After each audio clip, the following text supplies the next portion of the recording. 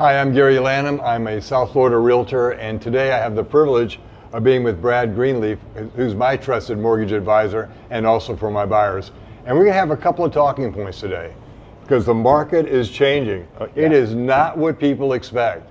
So Brad's going to help illuminate those changes so that we understand that we can still buy a house today and how to do it. So thanks, Gary. I think the market is changing, and I think what the issue is it's just different.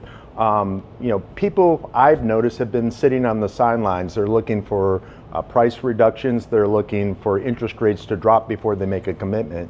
Would you agree that you see that as well? Yeah, I see that as well. I mean, and of course I see the inventory on the seller side, and they're nervous because they're pricing like it was 3 years ago. So yeah, we got more inventory, so the buyers would be forced to think, of course there's going to be a price reduction. Right.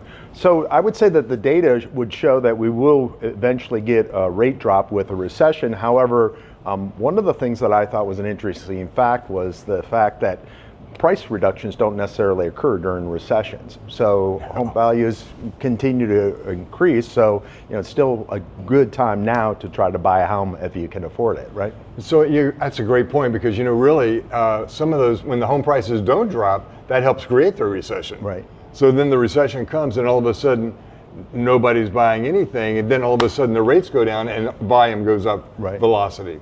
Yeah, so one of the other things that I thought was a really interesting statistic when I was researching the data was the millennials. The millennials used to be the largest segment of buying in homes, and now it's shifted back to the baby boomers. No way. Yeah. So what do you think why?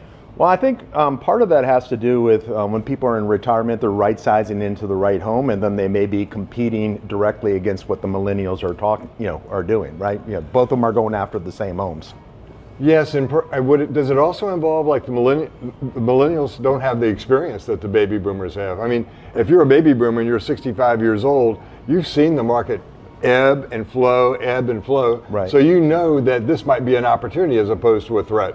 Yeah, I think bottom line is it's not that the market is worse, or it's just different than it's been in the past, right? And I think we just move forward. The wonderful thing about real estate is that people always need a place to live, So whether there's high interest rates, low interest rates, a strong economy, or recession, real estate still moves. I really appreciate those points, Brad. Thank you very much. Oh, thank you.